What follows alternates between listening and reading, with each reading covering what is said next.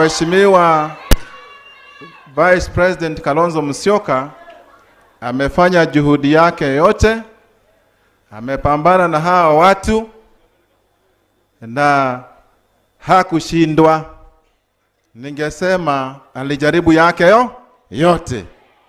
Na vile Mheshimiwa Sifuna amesema hapa, mimi naungana na yeye kusema hivi. Sasa baba, tupatie direction. Tupatie direction leo.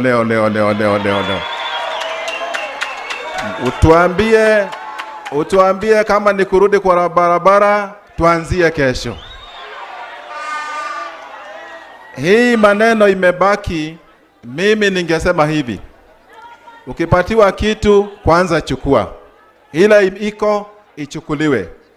Hii ingine tubaki tukingangana na. Lakini maisha imeenda juu sana baba. Lakini vile mmekaa hapa na Kalonzo Musyoka, ninaamini hii mambo itakuwa mazuri. Na unajua sisi ndio foot soldiers wenyu. Sisi ndio foot soldiers wenyu.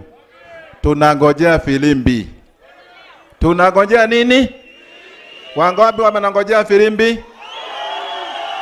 Tunangojea filimbi tujue direction ni gani tutatake, tuanze kutake action.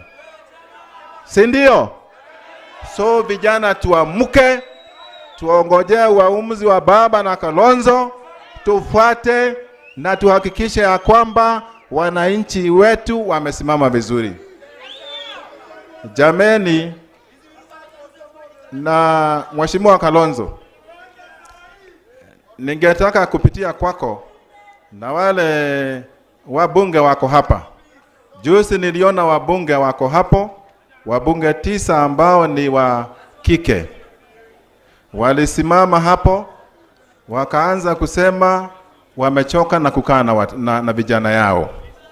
Wangetaka vijana sijui wamalizwe. Nataka kuambia hivi. Sisi tuko na sheria katika nchi. Na hii sheria lazima ilinde kila moja wetu. Kupitia hii sheria ndio sisi tuko hapa na amani. Bila nyinyi mmeshikilia Mheshimiwa Kalonzo Musyoka, na mmeshikilia vizuri sana. Hapa ni kama tutakuwa tukikuja training ya kujua vile unity inakaa. Endeleeni kushikilia huyu Mheshimiwa Kalonzo, endeleeni kushikilia baba, viongozi wote ambao wako hapa. Tushikane. Mawadha ndio ninamalizia. Mawadha tunamshikilia hapa na Nairobi. Mawadha ni rafiki yetu, lazima tumshikilie. Kwa hivyo nyinyi Wakamba ni makazi ni wetu. Nyinyi ni makazi ni wetu. Tukiwa upande wa mlima, tuko na Wakikuyu, Waembu na Wameru na Kamba community. Wote wako hapa. Tukishikana mikono, hii kazi tunamaliza. Kwa sababu hiyo tunasema tushikane mikono, tusonge mbele pamoja kwa ajili ya ushindi. Yote itawezekana kwa ajili ya Kristo.